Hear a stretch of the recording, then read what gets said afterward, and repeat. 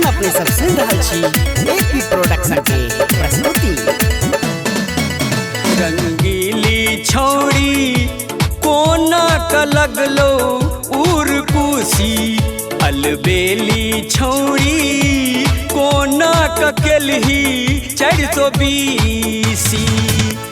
बाली उमर तोरा धेल कौ पछोर छौरा, बाली उमर तोरा धेल कौ पछोर छौरा।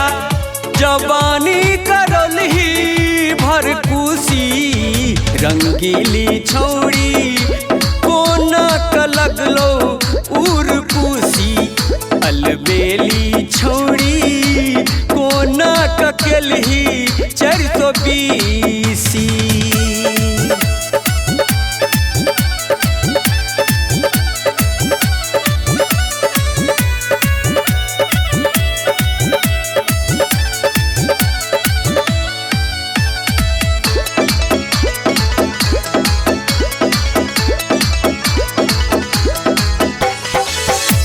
कांच कली सा भेले खिल भकनार गे, सहलो ने जाय तोरा जौबनाक भार गे।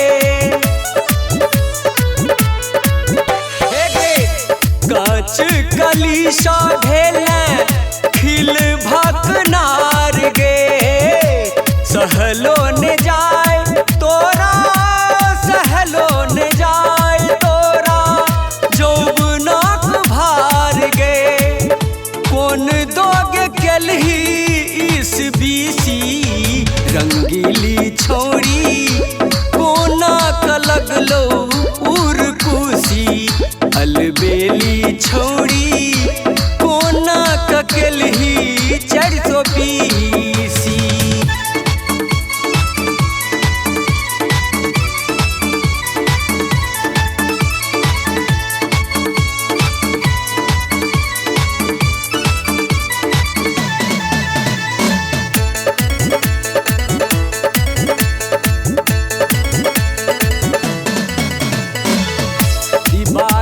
छरेप बुचिया गेले कोना पार गे, आँख में छाउर धका भेलही फरार गे।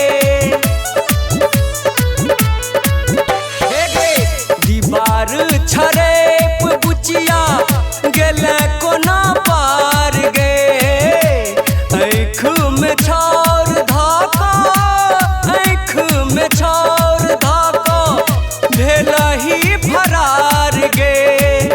बाप में सकेलही फनटूसी, रंगीली छौड़ी कोना क लगलो उर्कुसी, अलबेली छौड़ी कोना क केलही 420।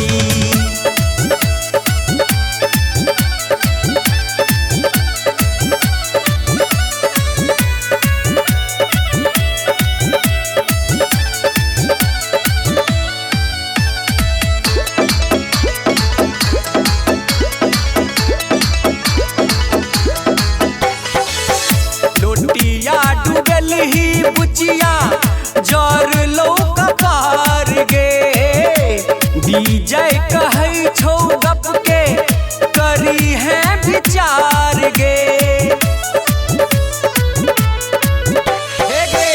लोटिया डूबेलही बुचिया जर लो कपार गे, डीजे कहै छौ गप के, डीजे कहै छौ गप के करी है विचार गे। बातो जानी करी है हंसी हंसी, रंगीली छौड़ी कोना क लगलो उर्कुसी, अलबेली छौड़ी कोना क केलही 420। बाली उमर तोरा धेल कौ पछोर छौरा, बाली उमर तोरा धेल कौ पछोर छौरा।